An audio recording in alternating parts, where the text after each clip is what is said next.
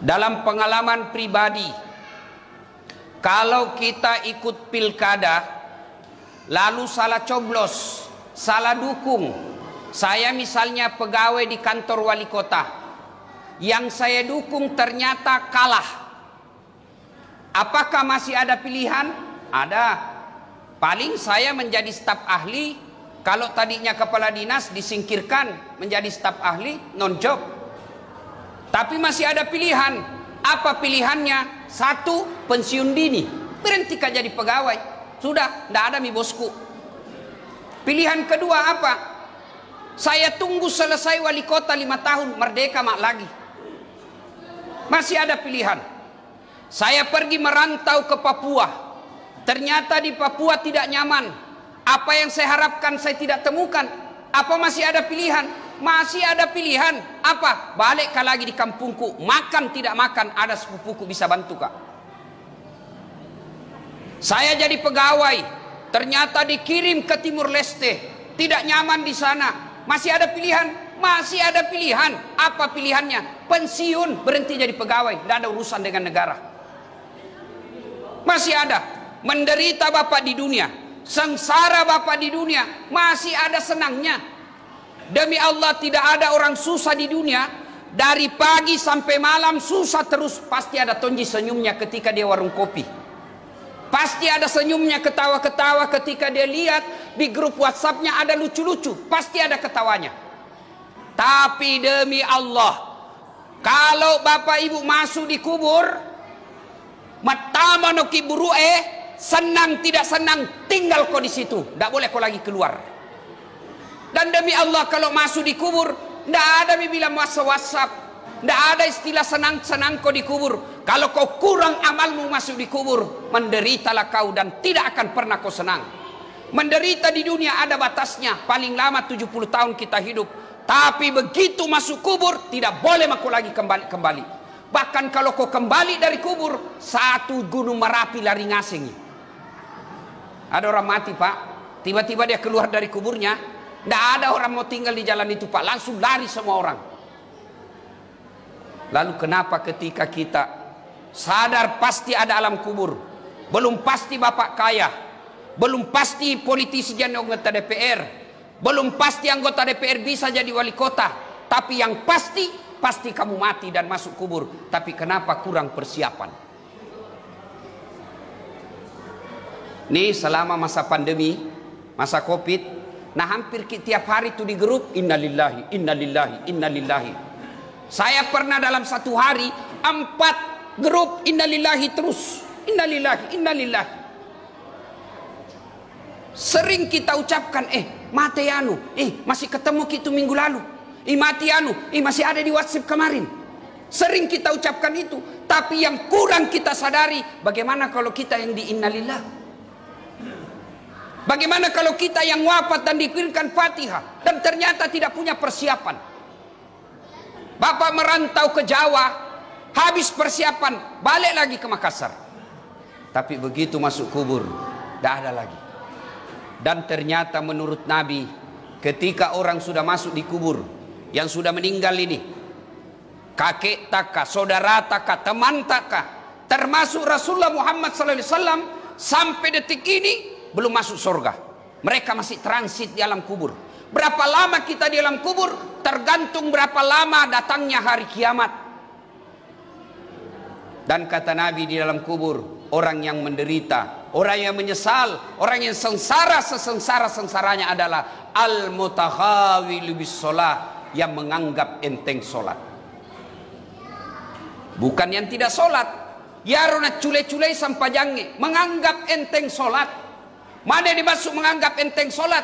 Termasuk diantaranya tiap Jumat pasti terlambat solat Jumat. Ya minjo. Bukan tidak solat. Kalau sudah tidak solat sudah kafir. Tidak ada lagi cerita kalau orang tidak solat. Ini menganggap enteng solat. Mana dimaksud menganggap enteng solat? Mereka yang sudah terlambat solat Jumat. Itu masuk diantaranya. Coba makin lihat, hafal-hafal di mukanya yang selalu terlambat. Hafal di mukanya ini ya, yang selalu terlambat. Lihat di pintu, yang berdiri di pintu. Itu minggu lalu. Dia itu minggu lalu. Dia juga nanti minggu akan depan paling terlambat datang, paling cepat pulang. Orang khotbah main WhatsApp mau masuk surga, nenek lupa tak. Ustaz, kenapa hidupku penuh dengan masalah? Mak gojek kak, dicuri saya motorku. Mak dagang ngak kodong, diusir kak lagi Satpol PP. Mak sewa-sewa rumah, momi ada cucuku masih sewa-sewa rumah. Jamma kau cari kambing hitam, periksa solatmu. Tidak mungkin Allah sengsarakan orang yang baik solatnya. Tidak mungkin. Tuhan apa yang kasih susah hidupnya orang solat? Kita saja sesama manusia, kalau baik solatnya itu orang, ada masalahnya, pasti ditolong. Bantu tahu pas sambayang ini, dibantu pak.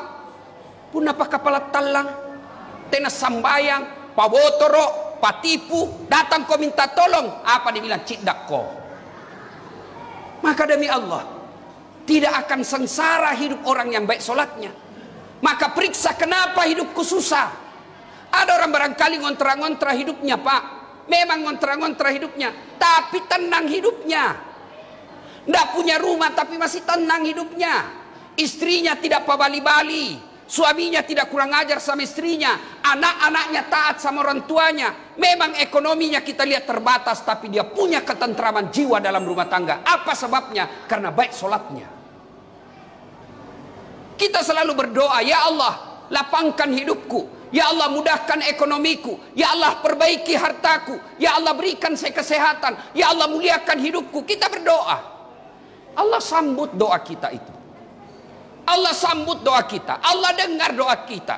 Lalu apa jawaban Allah? Hayya alal falah. Sini mako.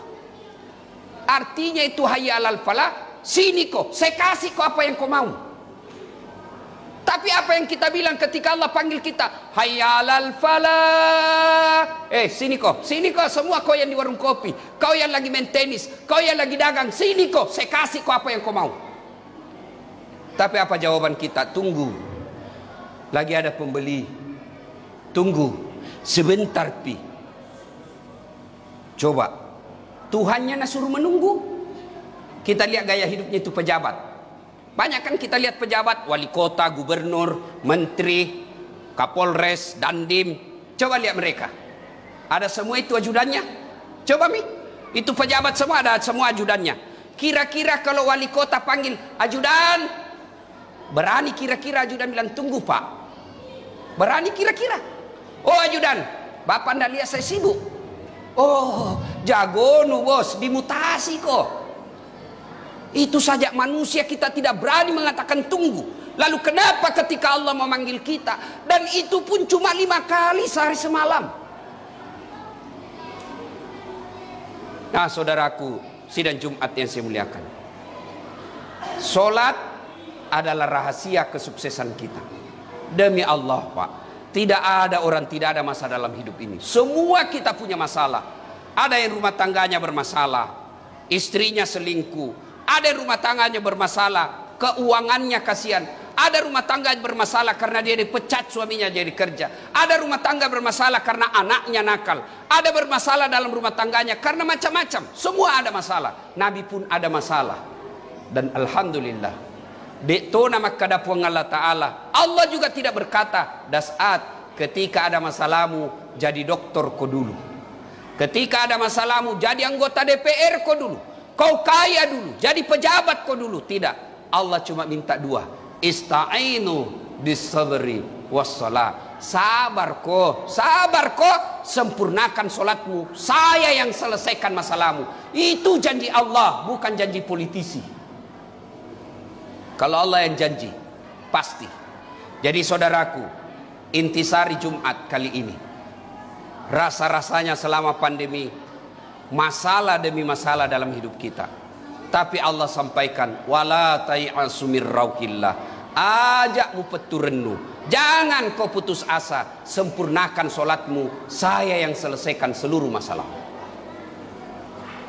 Jadi kalau ada orang Pak Jai ceritana soal agama, soal politik, soal ekonomi, tapi tidak sambayang pak kepala talang itu pak.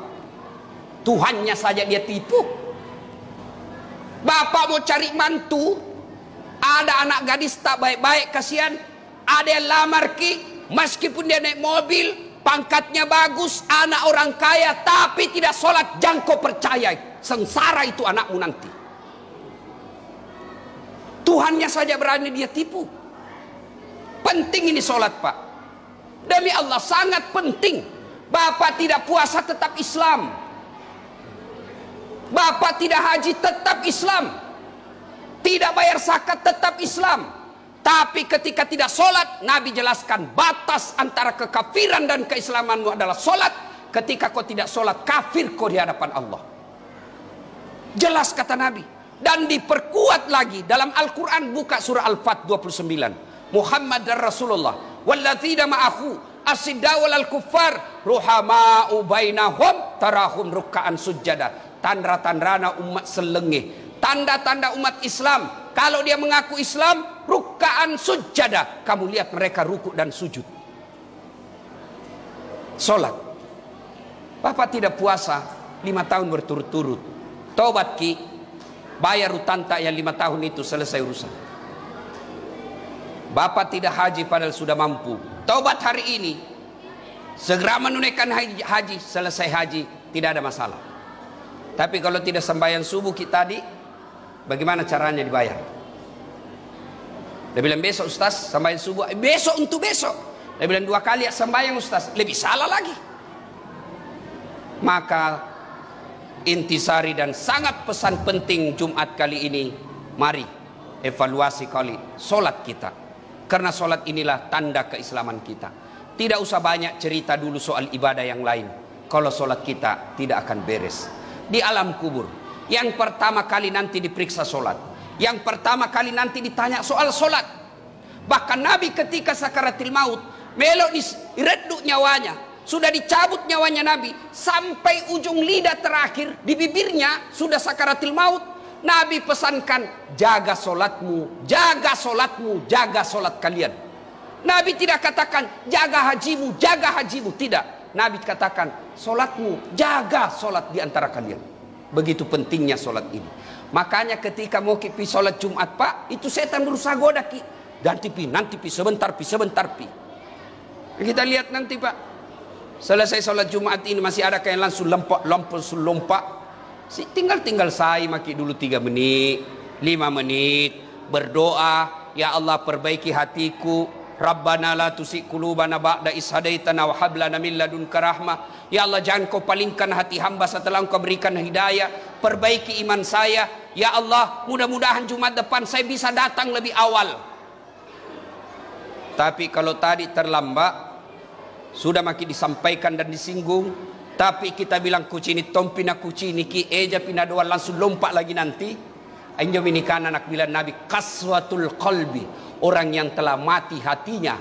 Bahkan dalam ayat dikatakan wadhawaun alaihim a'anzartahum am lam tunsirhum la yu'minun. Kau sampaikan ayat Allah, kau ceramai atau tidak sama saja, mereka tidak akan beriman. Bahkan ayat berikutnya, mereka itu lebih hina dari binatang.